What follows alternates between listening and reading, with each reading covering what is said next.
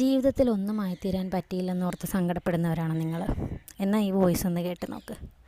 നിങ്ങളെപ്പോലെ തന്നെ കുറച്ച് നാൾ മുമ്പ് ഞാനും ഇതേ ഒരു അവസ്ഥയിൽ തന്നെയായിരുന്നു നിന്നത്. നല്ല വിദ്യാഭ്യാസം ഉണ്ടായിട്ടും നല്ല കഴിവുണ്ടെന്ന് എനിക്കറിയാം. എന്നിട്ട് പോലും എനിക്ക് ഒരു ജോലിക്ക് പോകാൻ പറ്റുന്നില്ല എന്നുള്ളൊരു സങ്കടം എനിക്കുണ്ടായിരുന്നു.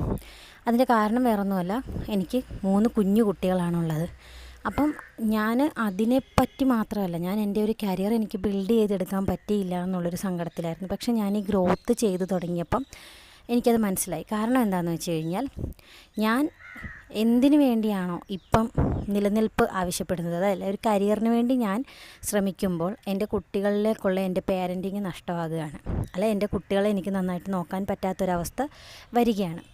മറ്റൊരാളുടെ സക്സസ്, അല്ലേ, എൻ്റെ കൂടെ പഠിച്ച ഒരു ഫ്രണ്ട്, എന്നെക്കാട്ടിലും പിന്നോക്കം പഠിച്ചുകൊണ്ടിരുന്ന ഒരാൾ ഇപ്പോൾ ഒരു കമ്പനിയുടെ CEO ആണ്, അല്ലെങ്കിൽ ആൾ വേറൊരു നല്ല പൊസിഷനിൽ നിൽക്കുകയാണ് എന്ന് കാണുമ്പോൾ നമുക്ക് ഒരു ഗിൽറ്റി ഫീൽ ചെയ്യും.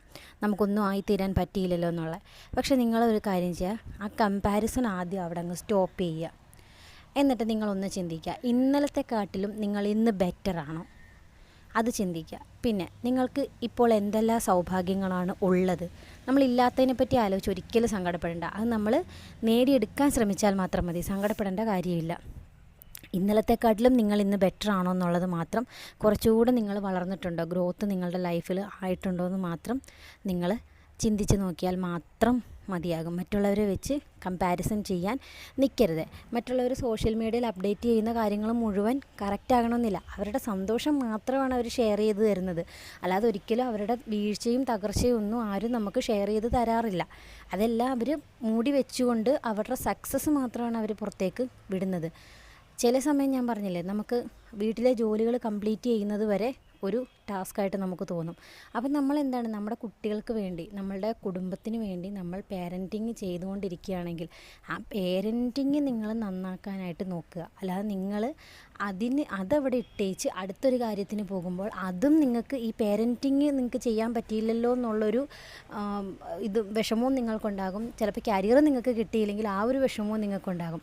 അപ്പം നിങ്ങൾ എന്ത് ചെയ്യുക, ഓരോ ടാസ്ക്കും, ഡെയിലി ചെയ്യുന്ന ഓരോ ടാസ്ക്കും, അത് ചെറിയൊരു ടാസ്ക് ആണെങ്കിൽ പോലും അത് ചെയ്തല്ലോ എന്നോർത്ത് നിങ്ങൾ സന്തോഷിക്കുക. എന്നിട്ട് നിങ്ങൾ സൈലൻ്റായി ഇരുന്ന് നിങ്ങളുടെ കരിയറിന് വേണ്ട കാര്യങ്ങൾ, അല്ലെങ്കിൽ നിങ്ങൾക്കിനി എന്താണോ വേണ്ടത് അതിലേക്ക് നിങ്ങൾ എത്തിപ്പെടാനായിട്ട് ഡെയിലി ഓരോ സ്റ്റെപ്പ് മുമ്പോട്ട് വയ്ക്കുക.